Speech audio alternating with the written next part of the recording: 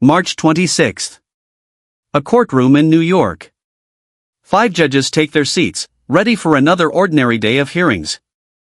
But what unfolds in the next few minutes will leave them stunned and spark a debate that's still raging today. Because the man who walks into this case isn't the one who shows up on screen. Meet Jerome DeWald. 74 years old. A man who, like so many others, found himself tangled in a legal dispute, this time, with an insurance company. No lawyer by his side. Just Jerome, determined to fight his own case. But there was a problem. Speaking for long stretches wasn't easy for him. Years earlier, he'd battled cancer, and it had left its mark on his voice, his stamina, his ability to stand and argue for minutes on end. So Jerome came up with an idea. Instead of speaking live, he would let a video speak for him. The courtroom falls silent. The judges lean forward. The video begins to play. And that's when things start to feel strange. The man on the screen isn't Jerome. Not even close. He's younger. Sharply dressed. Confident. Speaking with the polish of someone who's argued 100 cases before, smooth sentences, professional tone, the kind of presence you'd expect from a seasoned attorney. For a moment, the judges assume this must be legal counsel.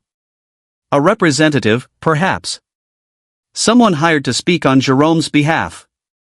Then, Judge Sally Manzanet Daniels raises her hand. "Wait," she says, cutting the video off mid-sentence. "Who is that? Is that supposed to be your counsel?" The room holds its breath. And Jerome, without hesitation, almost proud, answers. "I generated him. That's my AI." The hearing stops immediately. Because the man on the screen? He was never human.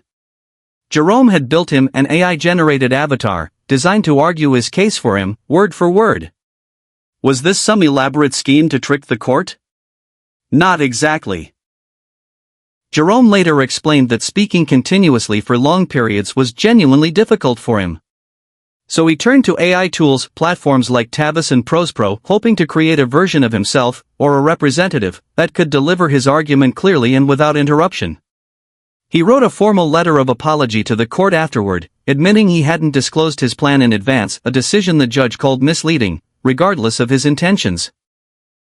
But whether you see him as bold, resourceful, or reckless, one thing is certain: Jerome had unintentionally opened the door to a much bigger conversation. Because this isn't an isolated incident. Just last year, 2 New York attorneys were fined $5,000 each after using ChatGPT to research a case, only to submit legal citations that didn't even exist. Fabricated by AI. Presented as fact. And it doesn't stop at courtrooms. According to a widely cited Goldman Sachs report, artificial intelligence could displace hundreds of millions of jobs globally, reshaping industries from engineering to law, from customer service to creative work. We are standing at a strange crossroads. Where machines can now speak for us. Argue for us. Maybe even represent us.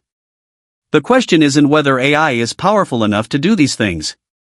The question is, are we ready for what happens when it does? Jerome DeWald's story might sound unusual.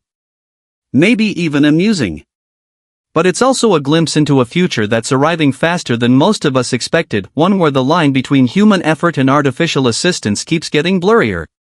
So here's a question worth sitting with: if AI can speak for us in a courtroom today, what else might it be speaking for tomorrow? If this story made you think, let me know in the comments. And if you want more stories like this, real, strange, and deeply human, make sure you're subscribed. I'll see you in the next one.